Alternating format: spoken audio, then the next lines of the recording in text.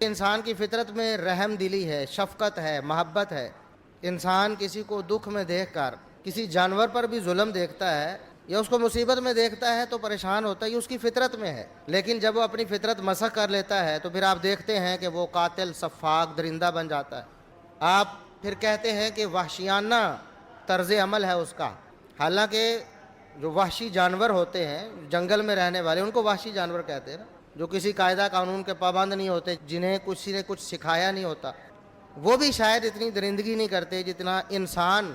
اپنی انسانیت سے بلکہ حیوانیت سے بھی بدتر ہو جاتا ہے، چونکہ اس کی فطرت مسخ ہو چکی ہوتی ہے بیرونی عوامل کی وجہ سے، اپنی بدعمالیوں سے، حکاریوں کی وجہ سے۔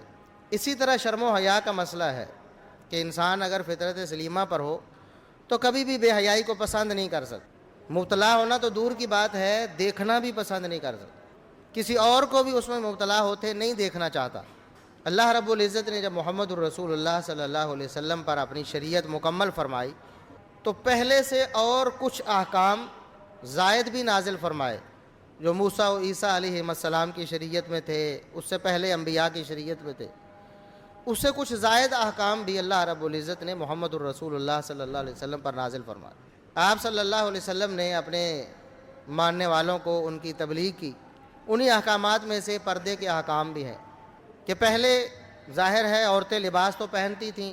مسلمان عورتیں بھی پہنتی تھیں، غیر مسلم عورتیں بھی پہنتی تھیں، لباس پہننے کے باوجود بھی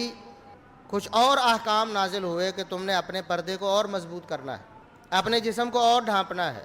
چنانچہ ان احکامات کی روشنی میں عورت مکمل اس کا پورا جو جسم ہے وہ اللہ رب العزت نے اس کو غیروں کے سامنے ڈھانپنے کا حکم دیا۔ سورہ نور میں احکامات نازل ہوئے، سورہ احزاب میں اللہ رب العزت کے احکامات نازل ہوئے، تو پردے کے احکام مسلمانوں پر لاگو ہو گئے۔ لیکن جیسے جیسے زمانہ گزرتا جا رہا ہے ہم محمد الرسول اللہ صلی اللہ علیہ وسلم کے دور سے دور ہو رہے ہیں اور ہم قیامت کے قریب جا رہے ہیں، دوبارہ سے وہی دور جاہلیت کی بے حیائی، عریانی اور فحاشی ہم میں رواج پا رہی ہے، اور اس کے کئی ایک پہلو ہیں۔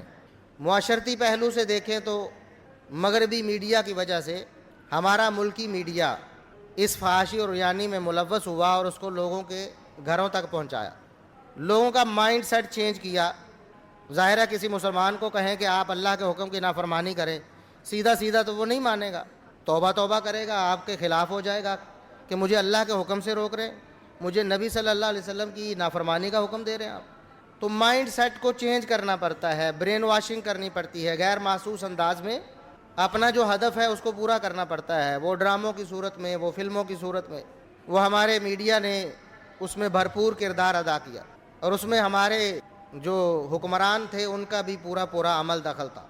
کیونکہ بہرحال حکومت کا عمل دخل ہمارے الیکٹرانک اور پرنٹ میڈیا میں ہمیشہ سے رہا ہے۔ پوری ایک اتھارٹی ہے پیمرا کے نام سے جو ہمارے جتنا بھی میڈیا ہے خصوصاً الیکٹرانک اور پرنٹ میڈیا اس کو کنٹرول کرتی ہے۔ آپ دیکھتے ہیں ان دنوں میں بھی اور اس سے پہلے بھی ہمیشہ ایسا ہوتا آیا ہے کہ ہمارے ملک کے مقتدر حلقے جب ان کے خلاف بات ہوتی ہے تو وہ پھر میڈیا کو کنٹرول کرتے ہیں۔ ہم نہیں کہتے کہ غلط ہے یا صحیح ہے، ظاہر ہے ملکی سلامتی اس کو بھی مد نظر رکھنا پڑتا ہے، بہت سارے معاملات ہیں، اچھی بات ہے، میڈیا کو بے لگام نہیں ہونا چاہیے۔ تو آپ دیکھتے ہیں کہ ایک حکم نامہ جاری ہوتا ہے کہ آپ نے فلاں پارٹی اور فلاں جو لیڈران ہیں ان کے پیغامات کو یا تو نشر ہی نہیں کرنا، یا ان کو لائیو نشر نہیں کرنا، یا لائیو نشر کرنا ہے تو وقفے سے، یعنی جب بندہ بول رہا ہے اس سے 20 سیکنڈ بعد آپ نے اس کو لائیو چلانا ہے۔ اس دوران پھر ٹیم بیٹھی ہوتی ہے کہ اگر کوئی ایسا لفظ یا ایسا جملہ یا ایسا کوئی بیان اس لیڈر یا اس شخص کی زبان سے نکلتا ہے جو ہمارے قومی سلامتی اداروں کے خلاف ہے تو اس کو پھر بیپ لگا دی جاتی ہے تاکہ وہ لوگوں تک نہ پہنچے، کیونکہ جب لوگوں تک پہنچتی بات غلط بھی ہو تو اس کا اثر تو ہوتا ہے۔ ہمارے اداروں کے خلاف اگر کوئی بولے اس پر اتنی کڑی نگرانی رکھی جاتی ہے اور اتنے احکامات لاگو کیے جاتے ہیں، لیکن اللہ اور اس کے رسول صلی اللہ علیہ وسلم کے احکامات، آپ کے دین اور آپ کی شریعت کے خلاف سب کچھ ہوتا رہے تو ہمارے حکمران اور ہمارے ادارے اس پر حرکت میں نہیں آتے۔ آپ نے دیکھا ہے کہ اس ایک دہائی میں ہماری نوجوان نسل، نوجوان کو کیا کہنا ہے، بچے ہیں، جوان ہیں، بوڑھے ہیں، سبھی اس قدر فحاشی اور یعنی کے دل دادا ہوئے ہیں کہ شاید پوری تاریخ میں اس کی کوئی مثال نہیں ملتی، اور اس میں زیادہ جو کردار تھا وہ ہمارے میڈیا کا تھا۔ تو ڈراموں کی صورت میں، فلموں کی صورت میں، اور یہ سب کچھ ریکارڈڈ ہوتا ہے، ان میں سے کچھ بھی لائیو نہیں چل رہا ہوتا، اور اس کو کنٹرول کرنا تو بہت آسان۔ ہمارا قومی میڈیا ان کو دکھاتا ہے لیکن اس پر کسی کو کوئی تشویش نہیں ہوتی۔ وآخر دعوانا ان الحمد للہ رب العالمین۔